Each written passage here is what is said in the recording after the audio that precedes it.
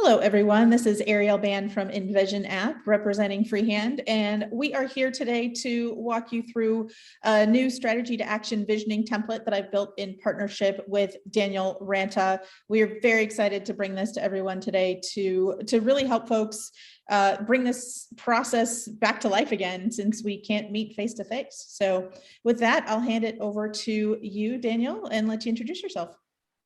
Well, thank you, Ariel. I appreciate it. And it's been a fun 3 months going over this and building this with you. You said my name, Daniel Ranta, and I've done a lot of knowledge management and helping organizations build more collaborative cultures. I've also done a lot of work in operational strategies, and I'm going to walk you through a methodology today that I've used many, many times, in fact, over 150 times. So let's go to the slide that talks about discovery techniques. You know, when it comes to discovery, you can do interviews, and they tend to be more qualitative. I think you could do them in groups or individually. Quantitative on that side of the equation are surveys. You can get more people involved. My favorite form of discovery to flesh out a gap analysis has always been an interactive workshop. And you know, that's been taken away from us over the last couple of years. And with the InVision product, the software application known as Freehand, now that's opening up doors. And we're going to talk about that today in the context of doing a strategic visioning exercise or workshop virtually. So if you could go to what is a strategic visioning workshop, go to that slide. Now, this is when I start the session, I always do an overview. And in this short video, I'm going to do that. A visioning session is a set of interactive exercises that are really focused on building a clear direction or that desired state. That's kind of the definition of a vision. It is designed to gather information and to move from theoretical or abstract to more concrete, enabling participants to together stack hands and flesh out what the major issues and challenges might be. And in the end, you come up with scored by timing. I use 4 time periods: now, or carpe diem, short, medium, and long term. And then we score each of the items in terms of that I'm going to show you here: business value on the y-axis and the complexity on the x-axis. And you come up with after this session, a real strategic implementation plan that maybe you didn't have before. So let's jump in, and as part of the entire exercise, we've got materials that are baked right into this template in Freehand that walk you through the journey today and walk you through actually the exercises. So in the first one is about the current state. And the current state, the way we do it is we use 2 different colors of Post-its. The green are items as we hypothetically imagine that we're moving our operations to a new location. And the pink are things we're going to leave behind. It's kind of cathartic. Leave these things behind, etc. The next exercise that we go through is the future visioning exercise, and we use the gold colored Post-its for future visioning. We've got a few questions in here to help kind of open people's minds as they imagine what those are. What's it feel like? What's this new organization look like? You know, what are other people saying about it, et cetera? You can see on the screen. This helps us to be able to create a draft implementation or strategic framework. You can see down below in the next slide. We're starting to flesh that out, and the way we do it is in exercise number 3. So in exercise 3, that's where you're identifying your initiatives. You're taking the good things from the future state, from the current state rather, and then with the future state items, and you're starting to draft that action-oriented language to identify the gaps. You do the timing things in this exercise I mentioned, put them into the now, short, medium, and long term, and then we do the scoring. So just to walk you through, what I like to do with groups is to be very inductive. I like to show them before we actually get started, and then remind them along the way in this virtual workshop what the destiny is. Where are we going? So I mentioned this set of action-oriented items, the initiatives, the really reflecting the gap analysis we've done, organized by strategic focus area or swim lane. As we go down, we start to get timing into the equation. As we go down further, I mentioned the scoring, the y-axis, the business value. I love this one because those items in the upper left-hand quadrant that tend to be high business value that the group has identified and relatively easy to do, those are really, really nice. So that upper left-hand quadrant is always what catches my eye.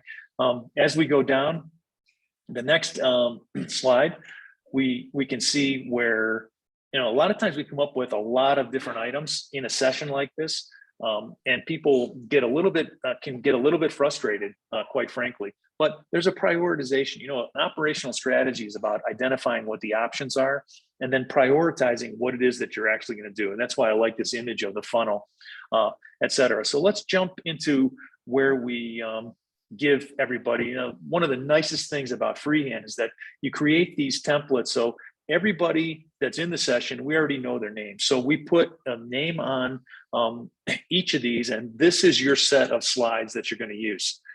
So in a session, you would actually have these post-it notes, but here you've got the pink and the green associated with the current state exercise, and then the gold associated, and you can keep adding to, as Ariel is showing us here, just copying over, and you're writing on those, et cetera. And it's really, really nice. Now, Ariel, let's imagine a scenario, because I think we've set this hypothetical session up with 16 people, but Yep. we've got more people that are attending.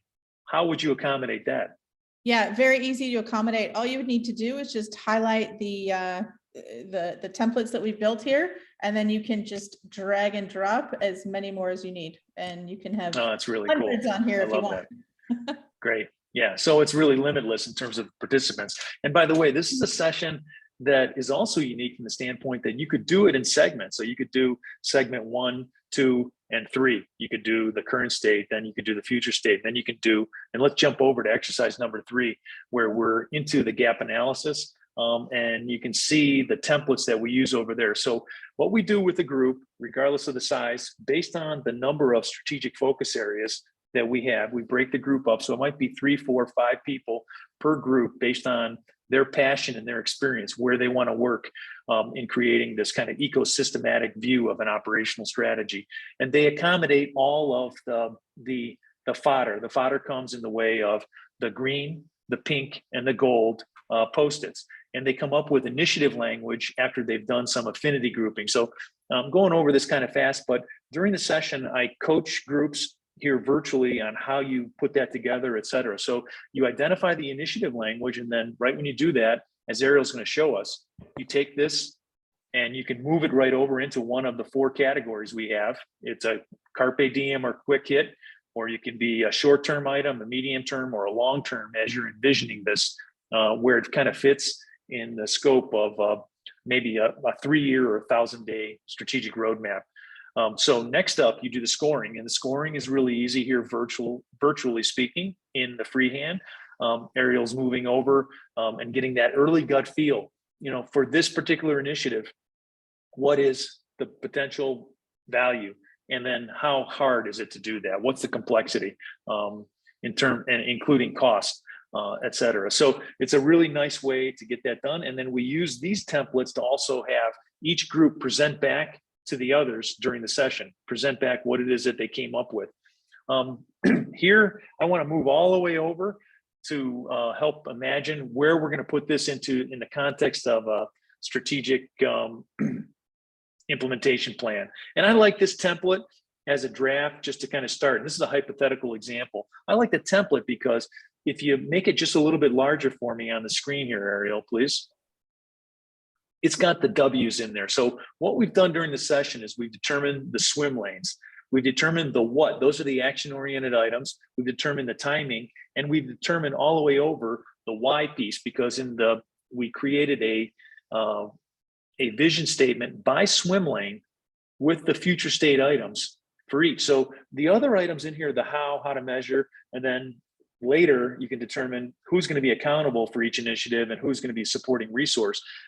That can be determined. It's kind of more of a paint by numbers type of approach. So in the end, you end up with a really nice representation for how you're kind of going to transform the department, the project team, the function, whatever it might be, utilizing this format. You know, there's 2 things that I've learned about employees over the years. One is that employees like business objectives that are challenging yet achievable. And the second and more important, and that's why I like this template, is they'd like to see their name and where they fit in the course of the whole thing, because this helps individuals create personal business objectives and making sure that their work and the overall work of the team or function or department they're working in, there's as limited or as little space as possible in between those two, my daily job and what it is that we're all working together to achieve. And that's the beauty of this operational strategic visioning session, what it's really all about. Ariel, any final comments today? No, I'm just excited to be able to bring this process back to life again and give people a tool to really start engaging and thinking about strategy from a bigger picture perspective. Yeah, great point. You know, the early feedback we're getting from clients and customers is that it's just it's been fantastic to be able to go through this, and the way that it saves all the information right in here, and you can continue to iterate it as you go forward. I'm just very, very excited, as I said, to continue to use this process and to do so virtually, thanks to InVision and thanks to this fabulous software package, which is limitless, Freehand. Thanks, Ariel, for your help today, and thanks everybody for listening.